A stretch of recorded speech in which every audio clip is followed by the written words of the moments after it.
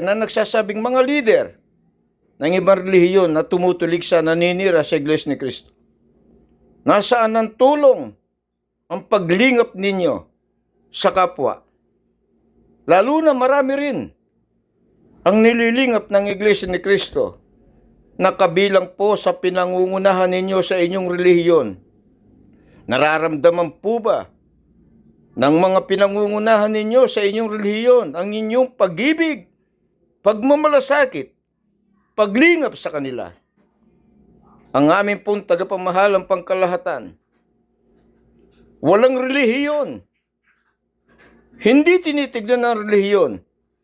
Pagdating sa paglingap sa kapwa, sa nangangailangan, lahat ay tinutulungan ng Iglesia ni Cristo sa pangunguna po ng aming pinakamamahal na tagapamahalang pangkalahatan, ang kapatid na Eduardo V. Manalo. Sana po gumising kayo. Gising! Habang ang Iglesia ni Cristo ay walang tigil, walang sawa sa paglingap sa mga kababayan natin na naging biktima ng malakas na lindol.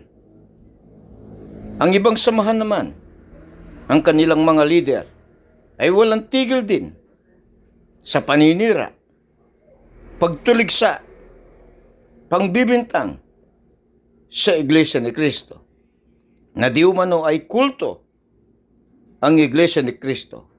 Kulto ka dyan. Makikita mo naman sa gawa ang isang relihiyon kung ito ay kulto. Ito po ba ang kulto na sinasabi ninyo?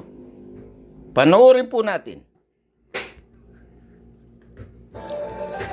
Patuloy ang paghahatid ng tulong ng Iglesia ni Cristo sa mga residenteng naapektuhan ng malakas na lindol sa General Santos City at sa Sarangani. Laking pasasalamat naman ng mga nabiyayaan sa lingap sa mamamayan ng Iglesia ni Cristo. Si Weng de la Fuente sa detalye. Patuloy pa rin nararanasan ang mga aftershocks sa General Santos City at iba pang bahagi ng Mindanao kasunod ng 7.8 magnitude na lindol na tumama sa rehiyon noong June 8. Kaninang alas 10:05 ng umaga, naramdaman ang nasa 5.5 magnitude na pagyanig. Bagamat nababawasan na ang bilang ng mga aftershocks, kapansin-pansin pa rin ang matinding trauma na iniwan sa mga residente na dulot ng nakaraang malakas na paglindol. Pero hindi ito naging hadlang para sa paghahatid ng tulong ng Iglesia ni Cristo sa mga residenteng naapektuhan ng pagyanig. Sa atas ng Executive Minister ng Iglesia ni Cristo, ang kapatid na Eduardo V. Manalo, pinangunahan ng Felix Y. Manalo Foundation ang pagsasagawa ng lingap sa mamamayan sa General Santos City. Isinagawa ang pamamahagi ng relief goods sa New Era University Covered Court sa Gensan na pinangunahan ng tagapangasiwa ng distrito, ang kapatid na Eugenio Kapanpan Jr.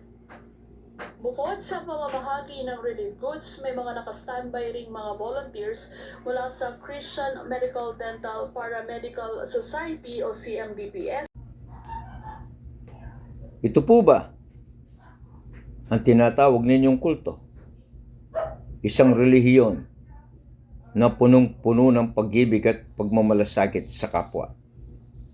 Sa panahon ng pangangailangan, sa pangunguna po ng aming pinakamamahal na tagapamahalang pangkalahatan, ang kapatid ni Eduardo V. Manalo.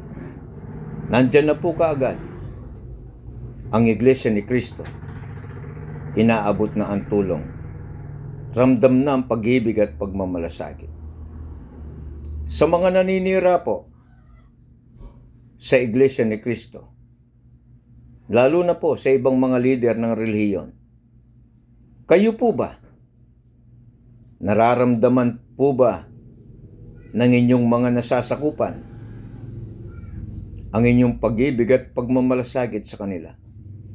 Nararamdaman po ba nila ang pagkalinga at paglingap sa kanila?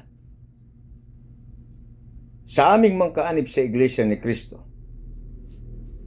patuloy na naninindigan sa aral ng Panginoon Diyos na dapat ay ibigin ng kapwa.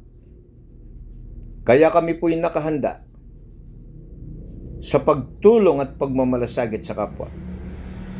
Kaysa kami ng aming tagapamahalang pangkalahatan sa pagsulong, sa paninindigan, sa pagsunod sa kalooban ng Panginoon Diyos na dapat ay lingapin ang kapwa na nangangailangan ng aming tulong.